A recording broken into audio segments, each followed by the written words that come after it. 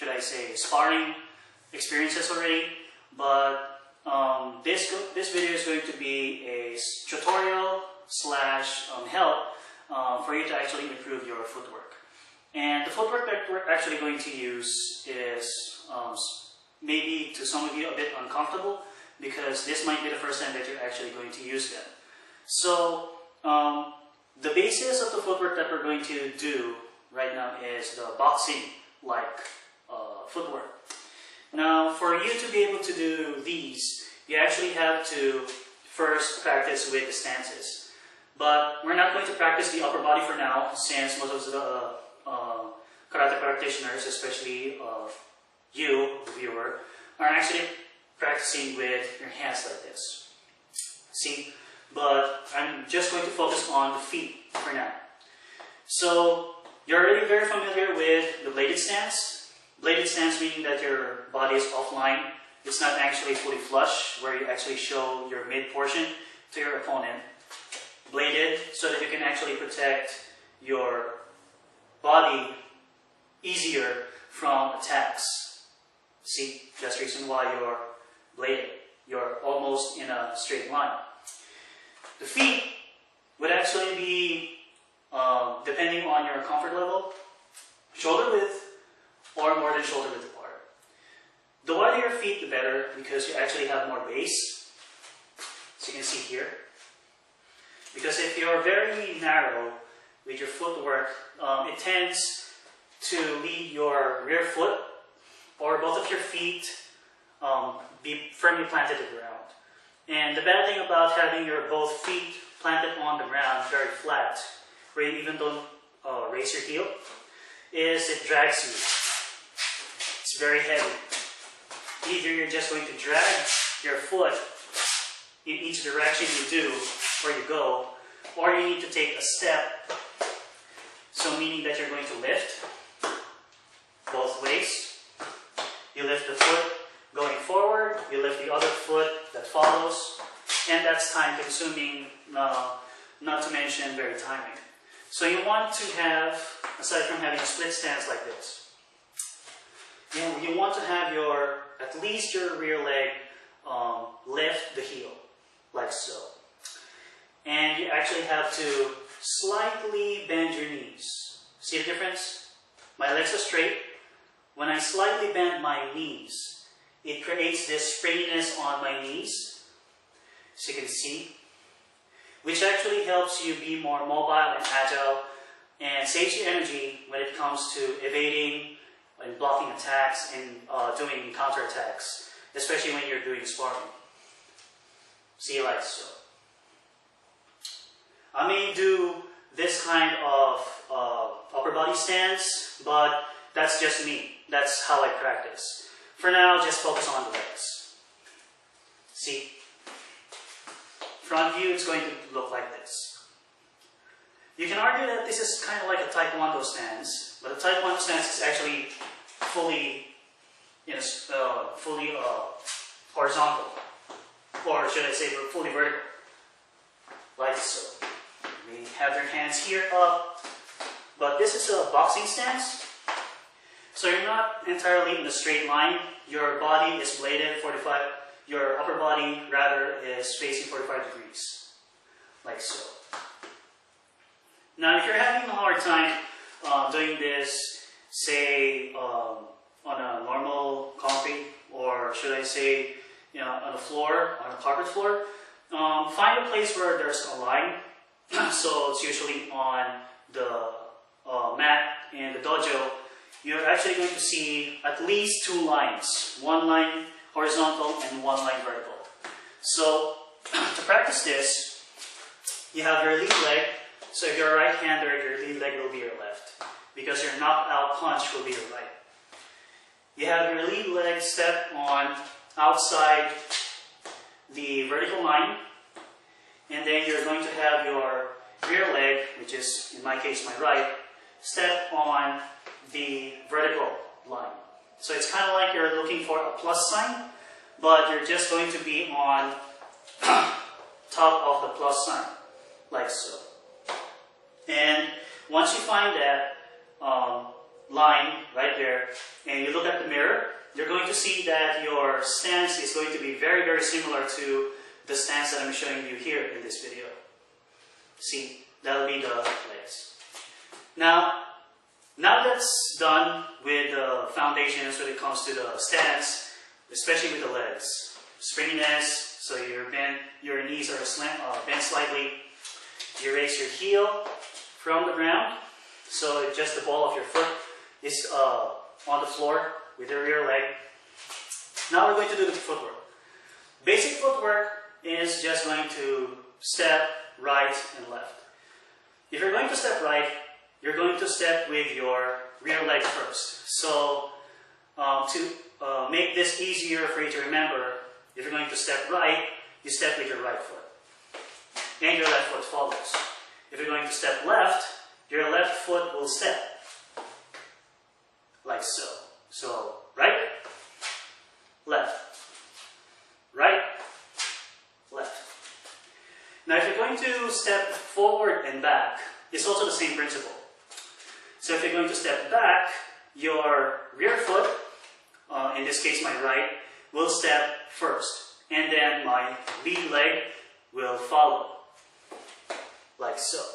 If I want to step forward, I'm going to step with my left foot, which is my lead leg, and my right foot follows. As I showed on the side view here, I want to step back, my rear leg first steps, and my lead leg follows. I want to step forward, lead leg first, my rear leg follows. I want to step to my right, right leg first, left leg follows. Step on my left. Left leg first, right leg follows. So the basic drill that you can do is actually just think of stepping to your right and then just stepping with your right foot, stepping to your left, stepping with your left foot, stepping forward, stepping with your lead leg, stepping backward, stepping with your right leg. And so it's going to be like this.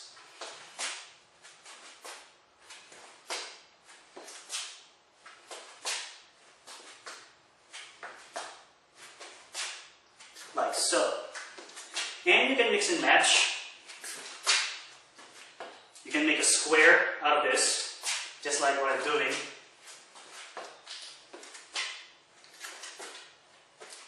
You can do some combinations that you might think of, as long as you don't cross your legs.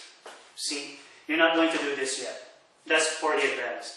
For basics, it's just going to be, you're going to have your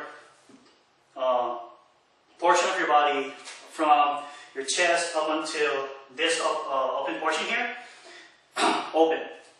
So you don't want to cross your legs. Okay, you don't want to move like this. Not yet.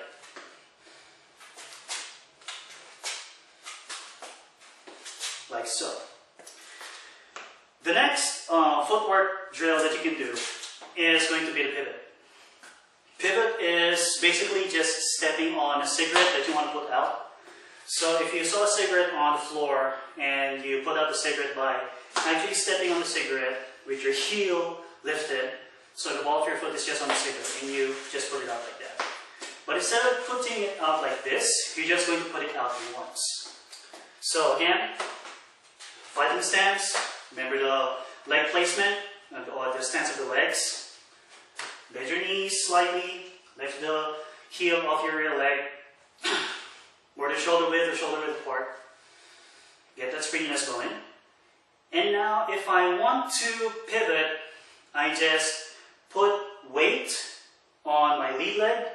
So I want to go turn to my right, turn to my left rather. I want to turn here. I put my weight on my lead leg. So I raise my heel on my lead leg here, slightly. It's not going to be full.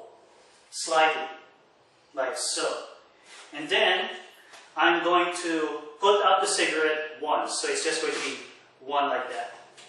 So you're just going to follow the foot, so like so, and then your body follows by your rear leg being lifted. Take a step, like so. Okay? Again, I want to pivot or turn to my left. I put my weight on my lead leg, raising my heel slightly. I turn to the left with my left foot, putting out the cigarette once, and then I lift my rear leg, which is my right, take a step, and I'm in another position with the same stance. See? Now for, in real time, it's going to look like this. See?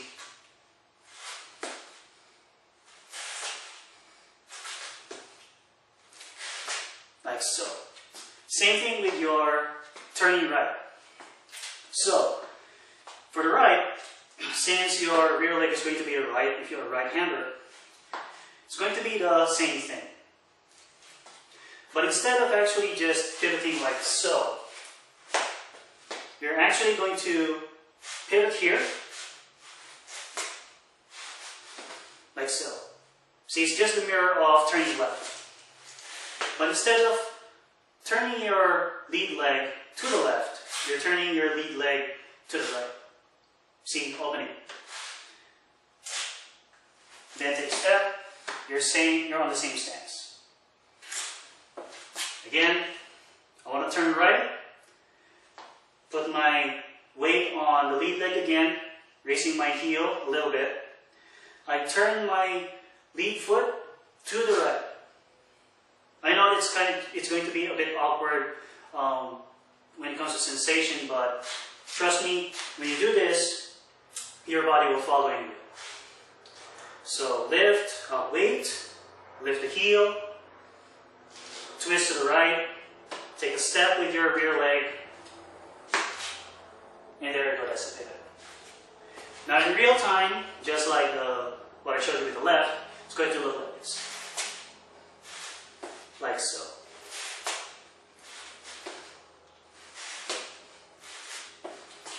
Okay, now to combine all that is going to look like so.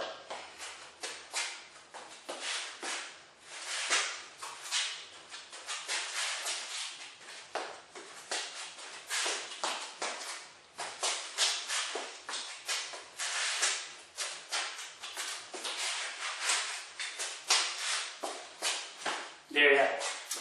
Then eventually you're going to add head movements with that, and you're going to add actually raising your hands and all that stuff. And basically when you learn this kind of footwork, it's going to actually be easier for you to be more agile and more mobile when it comes to, say, your practice match or your sparring. Because the importance of this kind of footwork is very easy. Say I bounce around. See, I'm already creating distance. If I combine head movement,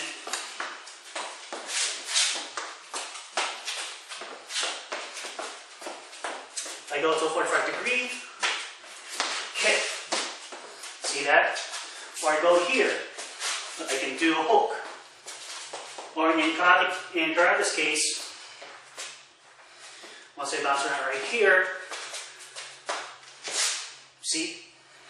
Already taking a hit or a score on the diaphragm or in the midsection. Even though I tweaked it a bit by stepping forward on a 45-degree angle, the principle is still the same. I'm still doing this. See?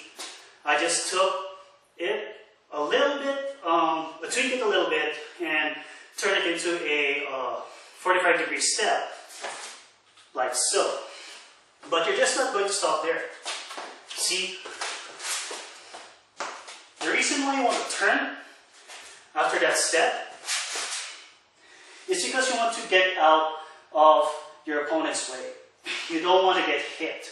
You already made a hit to your opponent, and you don't want to get hit further, or you don't want them to actually counter you back. So you then get off center line by turning. So you can actually make it into a combo, for example, like so. Or, see, forward here, 45 degrees. You already did this punch, targeting the midsection. That's a score.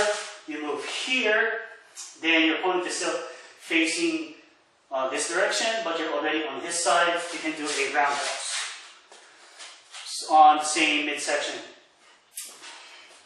like so. Same thing on the other side. See?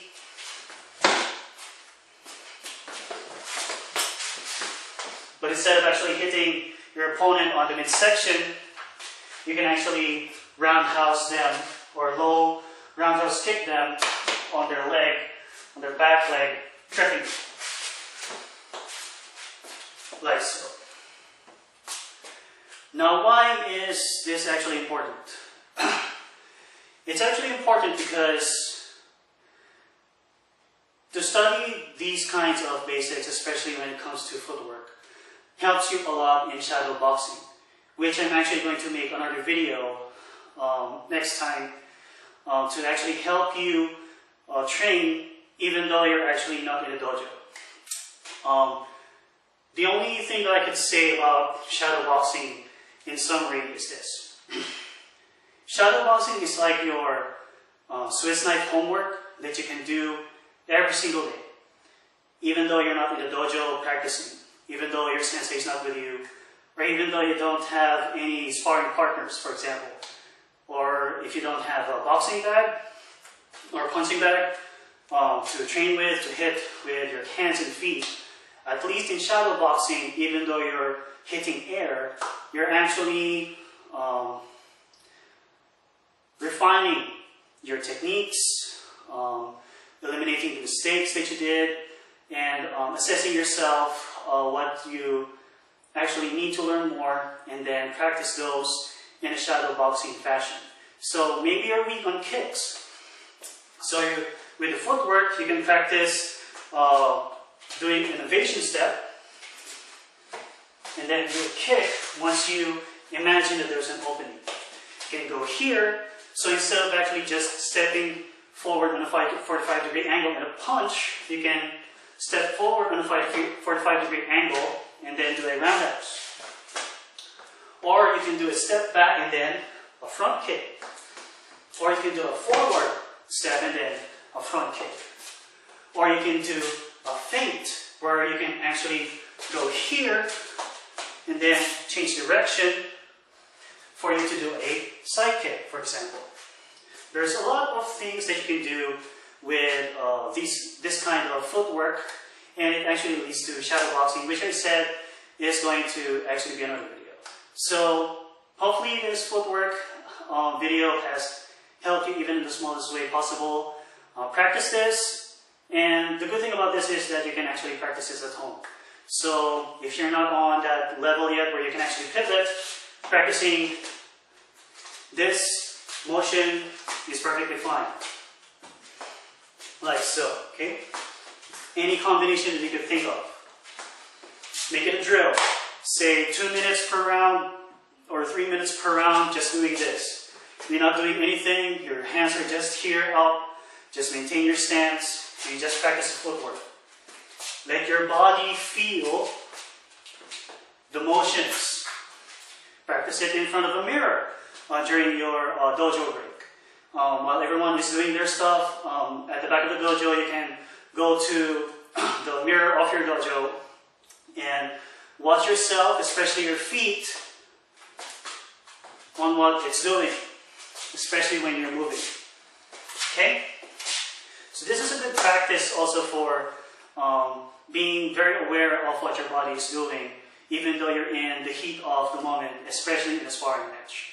That way you're not going to panic and everything's going to be very smooth, if not actually a little bit stress-free for you to concentrate on your practice matches. So thank you so much, and hopefully this video has helped you even in the smallest way possible. God bless you all, always train safe, and take care.